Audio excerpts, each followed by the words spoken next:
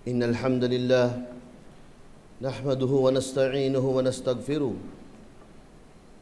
ونعوذ بالله من شرور أنفسنا ومن سيئات أعمالنا من يهده الله فلا مضل له ومن يضلل فلا هادي له وأشهد أن لا إله إلا الله وحده لا شريك له وأشهد أن محمدا عبده ورسوله صلى الله عليه وعلى آله ومن تمسك بسنته إلى يوم الدين.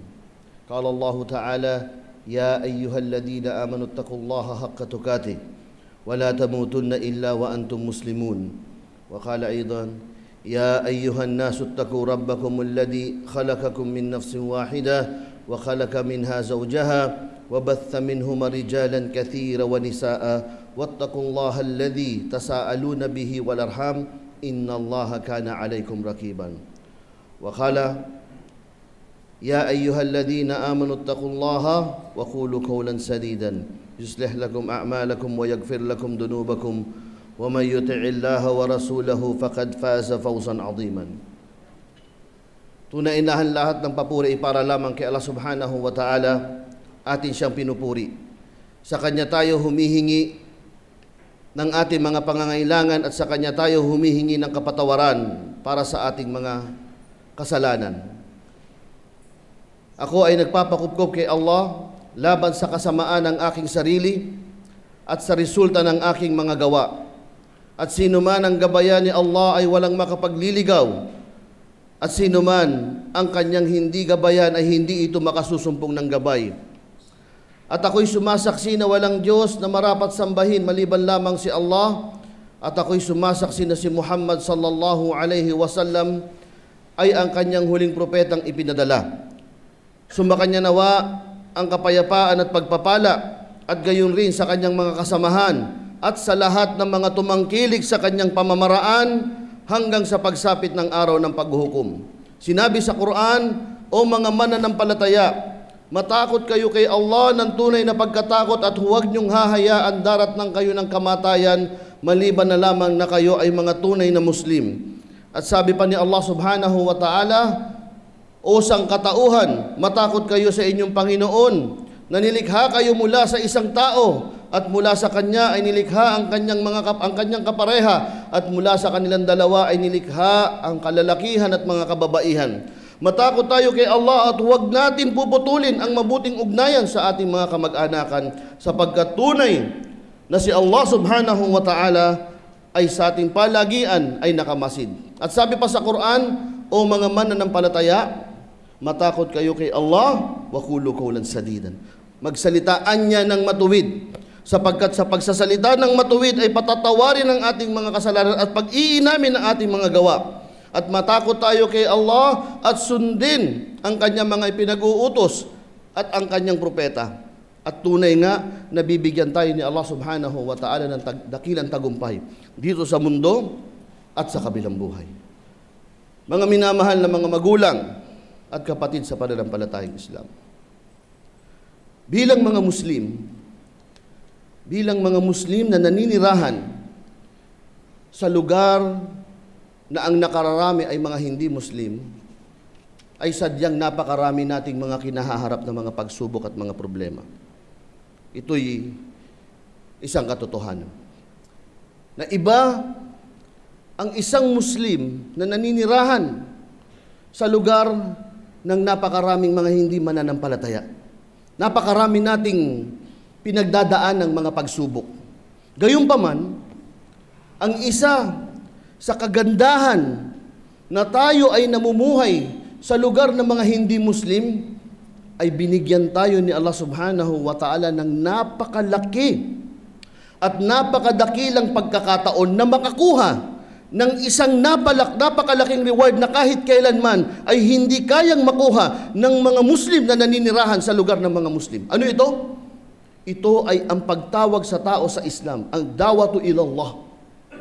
Ang pagtawag ng mga hindi mananampalataya patungo sa Islam. Isa itong napakalaking pribilehiyo na meron tayong mga Muslim dito na naninirahan sa lugar ng mga hindi Muslim, na hindi nagkakaroon ang mga ibang Muslim na naninirahan sa lugar ng mga Muslim.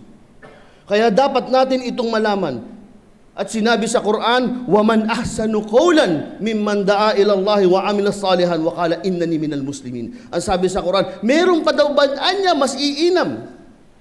Meron pa daw niya, patanong ito na sa Quran na sabi, وَمَنْ أَحْسَنُ قَوْلًا مِمَّنْ sa silang nagtatawag sa landasin ni Allah subhanahu wa ta'ala. Pagkatapos, وَعَمِلَ صَالِحًا. Biruin mo sa ikaw, naninirahan sa lugar ng hindi Muslim na ikaw ay nagtatawag sa Islam, wa amila salihan, at ikaw ay gumagawa ng kabutihan sa lahat ng mga pagsubok na to, wa qala innani minal muslimin, at sasabihin mo na ako'y kabilang sa mga mananampalataya. Ito'y isang dakilang gawain na meron tayo ditong mga Muslim sa harap ng mga hindi Muslim na mga tao. At ito ay isang dakilang gawain na ginawa ni Propeta Muhammad sallallahu alaihi wasallam sa haba ng kanyang panunungkulan bilang isang sugo ni Allah subhanahu wa ta'ala sa dunya. Ito ang dahilan ng pagkakasugo ng mga propeta. Ang pagtawag ng tao minadulumati ilan nur, mula sa kadiliman patungo sa liwanag. Ang sabi sa Quran, ya ayyuhan nabi, inna arsalnaka shahidan wa mubashiran wa nadhiran. Ang sabi kay Propeta Muhammad sallallahu alaihi wasallam, pinadala siya ni Allah subhanahu wa ta'ala bilang shahidan, witness sa tao. At dalawa na napakahalaga. Ang sabi rito, wa mubashiran, at magdadala ng mabuting balita ng Islam, ng pagpasok sa Jannah ng sino mang mananampalataya kay Allah subhanahu wa ta'ala. At wa nadhiran, at pagbababala sa silang mga tatangging manampalataya. Ito ang gawain ng Propeta Muhammad sallallahu alaihi wasallam na inaatang sa ating mga Muslim ngayon sa panahon natin. At ano ang hukom? Ano ang hatol ng mga ulama natin pagdating sa pagdadawa? Ang sabi ni Sheikh bin Baz rahimahullah, Sheikh bin Baz, ang da'wa daw niya, ang hukom niya, ang hatol niya is fardu kifaya. Ano ibig sabihin ng fardu kifaya? Ang fardu kifaya, sabi ng mga ulama, ay sapat da'wa o gagawin mong obligasyon hanggang maging sapat. Obligado daw ito sa mga ulama, sa mga duat, sa mga Muslim leaders. At kapag ginawa na ito ng ating mga ulama, ng ating mga duat, mga Muslim leaders, ay hindi na tayo nagkakaroon ng kasalanan. Ito ay fardu kifaya. Pero kapag walang gumawa, walang nagda'wa sa lugar natin, ay nagkakasala ang lahat ng mga tao, lahat ng mga Muslim. So itong hukom, kapag may tumayo na nagdada'wa, ay hindi na mapaparusahan ni Allah subhanahu wa ta'ala ang iba. Ngunit, ang sabi ni Sheikh bin Baz, kapag dumami daw anya, kapag tumaas ang bilang ng kasamaan, at kumunti ang mga nagpapalaganap, ang fardu kifaya ay napupunta siya sa fardu ain ng bawat isa ng mga Muslim. Nagiging obligasyon ito ng bawat Muslim. Unang obligasyon ng iilan, pero sa pagdami ng fasad, sa pagdami ng korupsyon, sa pagdami ng shirk, paglaganap ng shirk, at pagkonti ng mga nagpapalaganap ng Islam, nagiging obligasyon ito ng bawat Muslim. Sabi ng Rasul sallallahu alaihi wasallam, ballighu anni walau ayah. Iparating mo ko sa tao kahit na sa iisang tanda. Ang sabi ng mga ulama, nagiging obligasyon ito ng bawat Muslim, bawat isa. Ngunit merong pagbababala. Ano yun? Tatawagin natin sila sa Islam o magdadaawa tayo sa abot ng ating kaalaman. Sa abot nating kaalaman, at hindi tayo pwedeng lalakpas doon sa kaalaman na meron tayo. Yun, pwede magdawa ang bawat isa, pero abot ng ating mga kaya. At may isang istorya ng da'wa. Ang sabi natin, hindi lahat ng da'wa o da'iya, dapat siya yung nagsasalita. Siya yung frontliners. Hindi. Pag sinabi nating da'wa, hindi lang yung nagsasalita. Sa isang istorya na nangyari na matagal na panahon, may isang nais magda'wa, pero wala siyang kakayanan magsalita. Hindi siya speaker. Hindi siya speaker. Pero ang ginagawa niya, every salary, pag sumisweldo siya, pumupunta siya sa bookstore at bumibili siya ng mga booklets, bumibili siya ng mga tapes. Ganun ginagawa niya. At kapag nabili niya na ito, sa sariling pera niya, tinatabi niya yung pera niya at binibili niya. Siguro, ang sabi doon sa Saudi Arabia, nagtatabi siya ng 10 riyals every salary. Pumupunta siya sa bookstore, ibili siya ng mga babasahin. Hindi free. Bumibili siya with his own money. Tapos pumupunta siya sa palengke, sa market, dinidistribute niya itong mga books, tapes. Hindi siya marunong magsalita eh. So, gumagawa siya ng paraan niya ng da'wa in his own way. Bumibili siya ng mga cassette tapes at ano yung available, binibili niya at pinamamahagi niya. At ito'y ginawa niya through years. 2 years, 3 years, yun lang ginagawa niya. Every salary, pupunta siya, bibili siya ng mga tapes, ng mga books, pinamimigay niya. 10 riyals, about sa ating pera, mga 120 or 150 pesos. Kinukuha niya sa salary niya, bibilihan niya ng pamphlet. And 1 year, 2 years, 3 years, lagi niyang ginagawa yun. At pagkatapos ng isang araw na siya ay namimigay ng pamphlets, may lumapit sa kanya na isang sheikh. Isang malaking sheikh. At niyakap siya. In-embrace siya. Sabi niya, "Do you know me? Kilala mo ako?" Sabi ng sheikh. Sabi niya, "Hindi na kita matandaan, hindi kita makilala." Sabi ng ganun. At sabi nung sheikh, "Talagang hindi mo ako nakikilala?" Hindi. Sabi niya, few years ago, isa ako sa mga nabigyan mo ng pamphlet. And that time, hindi ako nagsasala. I don't pray. Hindi ako nagdada'wa. Wala akong pakialam sa din. Wala akong pakialam sa relihiyon. Binigyan mo ako ng tape, binigyan mo ako ng pamphlet at pinakinggan ko to, binasa ko to, at naiyak ako. I cried. Doon sa binigay mong babasahin na pamphlet. And after that, nag-start akong mag-aral. I start reading. Nag-attend ako ng mga lectures, ng mga muhadara, nakapag-aral ako. And now, I'm managing one of the ma'had dito sa lugar natin. At marami na nag-aaral sa akin. Marami na nag-aaral sa akin. At dahil yun, sa'yo, na binigay mo sa akin yung isang pamphlet na yun few years ago. Isang tao na hindi marunong magdawa, na maaring walang sapat na kaalaman. Pero ginamit niya, kahit na maliit na halaga lang, ginamit niya sa pagdadawa, sa sarili niyang paraan, at nakapag-fruit siya ng isang marunong sa Islam na ang lahat ng reward na yun ay napupunta sa kanya. Sabi ng Propeta Muhammad sallallahu alaihi wasallam, "Man da'a ila huda, kana lahu minal ajr mitlu ujur man taba'ahu." At sabi pa, "La yanqus dalik min ujurihim syai'an."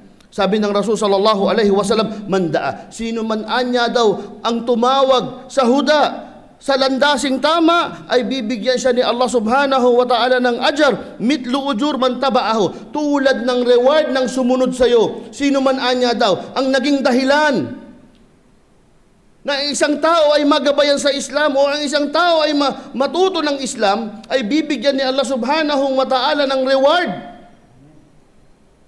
na pareho nung nagbigay. Ngayon, nakakatanggap na ng reward. Yung isang tao na yon na nagbigay lang ng pamphlets na nagkumukuha lang ng 10 riyals sa sweldo niya ng reward na isang taong malaking nagpapalaganap ng Islam na may mahad, na may mga estudyante, anong reward na meron siya? Na meron ngayon. Hindi lahat ng nais mapunta sa dawa kailangan magaling magsalita. Kailangan lang natin ng puso. Kailangan lang natin ng pagmamahal sa dawa para mailagay natin ang sarili natin sa tama o mailagay natin ang sarili natin na tayo ay kabilang sa dawa. Sabi ng mga ulama, tayong mga naninirahan dito sa lugar ng mga hindi Muslim, kumbaga sa mangingisda, kailangan natin dito ay lambat para makahuli ng marami. Napakarami nila na naghihintay lamang sa atin na ipaliwanag natin ang Islam sa kanila. Minsan kasamahan natin sa trabaho, kasamahan natin sa bahay, kasamahan natin sa eskwela, hindi natin napapaliwanagan ng Islam. Samantalang, sabi ng mga ulama, nag-iisang dahilan na pinapayagan tayo ng Sharia na manirahan sa lugar ng mga hindi Muslim ay kung tayo ay magdada'wa. Kung hindi natin kaya magsalita para sa da'wa, pwede tayong gumawa ng mga paraan. Pwede tayong sumuporta sa da'wa. Pwede tayong maging volunteer sa da'wa. Pwede tayong dumalo sa mga programa. Napakaraming dahilan na para suportahan natin ang da'wa. Napakaraming mga dahilan, napakaraming mga pamamaraan para masuportahan natin ang da'wa. Hindi lang lagi na dapat tayo yung maging speaker. Kung hindi natin kaya, kung kaya natin, pwede. Ang sabi nga ng mga scholars, sa pagdadaawa natin, ang salita is almost 10%. Another 9%, 90%, yung volunteerism, yung nag-organize, yung mga pamphlets, yung mga babasahin. Kung gusto natin maging bahagi ng da'wa, we can support. Pwede tayong mag-support, pwede natin gamitin ang sarili natin. Kung wala tayong amual, wala tayong pera, sarili natin gawin natin volunteer.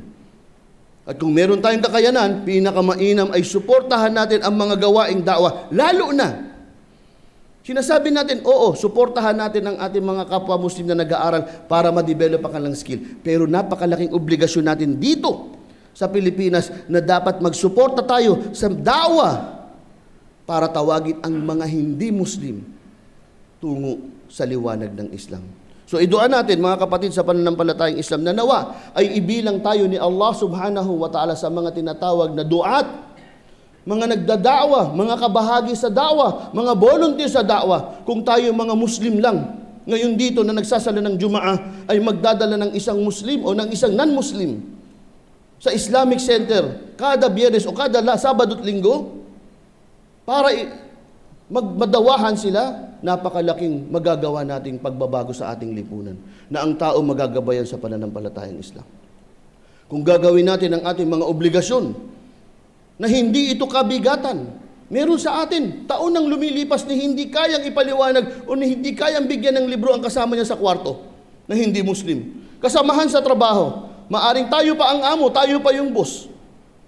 Pero hindi natin sila natatawag sa pananampalatayang Islam. Isa itong kakulangan natin. Kaya dapat ngayon mga kapatid at mga magulang sa pananampalatayang Islam, maging saksi ang araw na ito.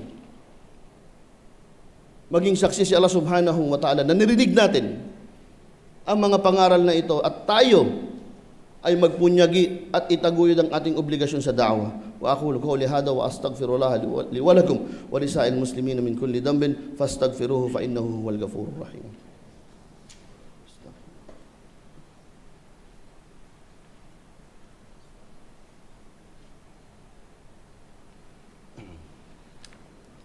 Alhamdulillahi Rabbil Alamin wa ashhadu an la ilaha illallah wahdahu la sharika lah wa ashhadu anna Muhammadan abduhu wa rasuluhu. Allahumma salli wa sallim wa barik ala sayyidina Muhammadin wa ala alihi wa ashabihi ajma'in wa ala tabi'ina lahum bi ihsanin ila yaumiddin. Ang lahat ng papuri ay para lamang kay Allah subhanahu wa ta'ala.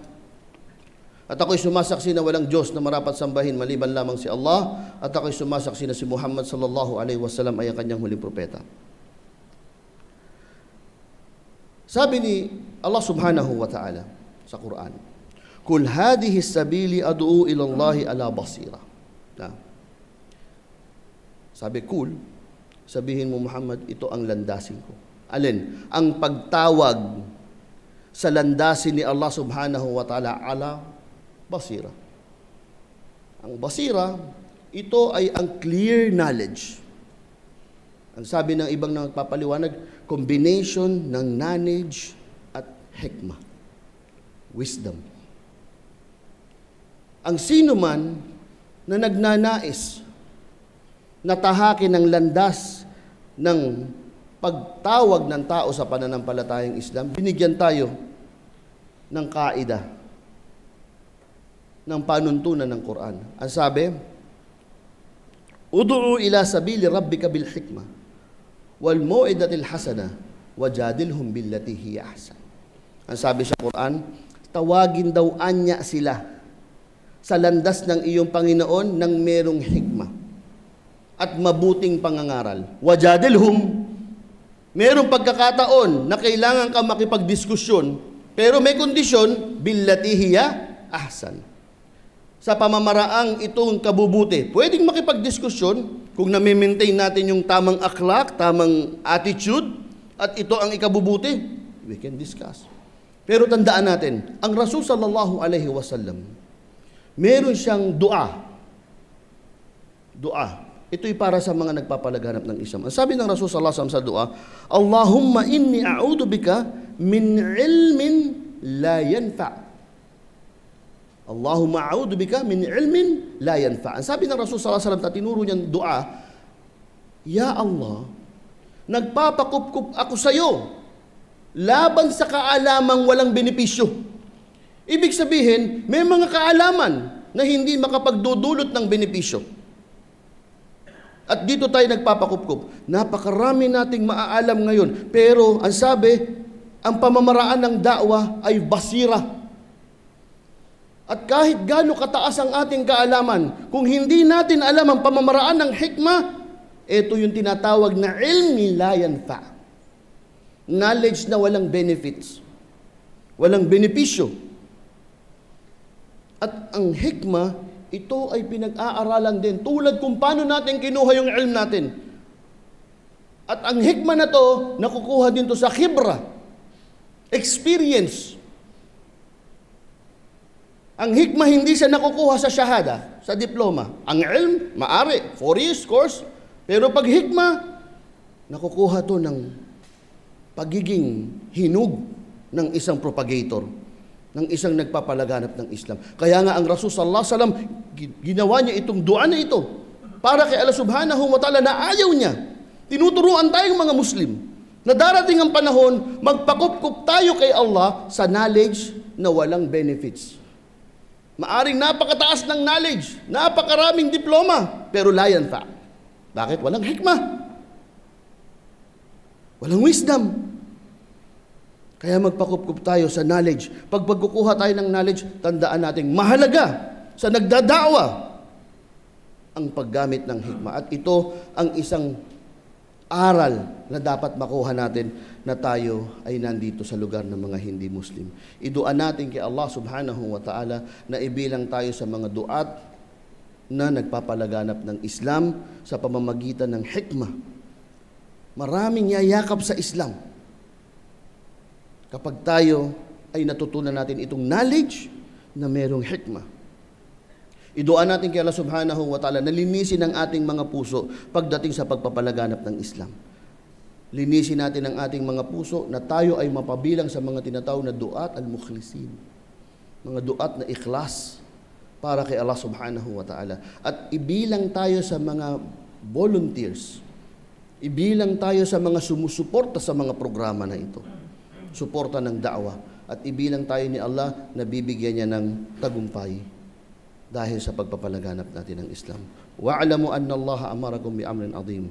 Amarakum bis salati was salami ala nabiyil karim faqala inna Allah wa malaikatahu yusalluna 'alan nabi ya ayyuhalladhina amanu sallu 'alaihi wa sallimu tasliman. اللهم صل على محمد وعلى آل محمد كما صليت على إبراهيم وعلى آل إبراهيم في العالمين إنك حميد مجيد وبارك الله محمد وعلى آل محمد كما باركت على إبراهيم وعلى آل إبراهيم إنك حميد مجيد اللهم إنا دعوناك فاستجب لنا دعاءنا فاغفر لنا ذنوبنا وإسرافنا في أمرنا اللهم اغفر للمؤمنين والمؤمنات الأحياء منهم والأموات برحمتك يا أرحم الراحمين ربنا آتنا في الدنيا حسنة وفي الآخرة حسنة وقنا عذاب النار عباد الله إن الله يأمركم بالعدل والإحسان وإيتاء ذي القربى وينهى عن الفحشاء والمنكر والبغي يعظكم لعلكم تذكرون اذكروا الله العظيم واشكروه يزدكم واستغفروه يغفر لكم واتقوه يجعل لكم من أمركم مخرجا وأقيموا الصلاة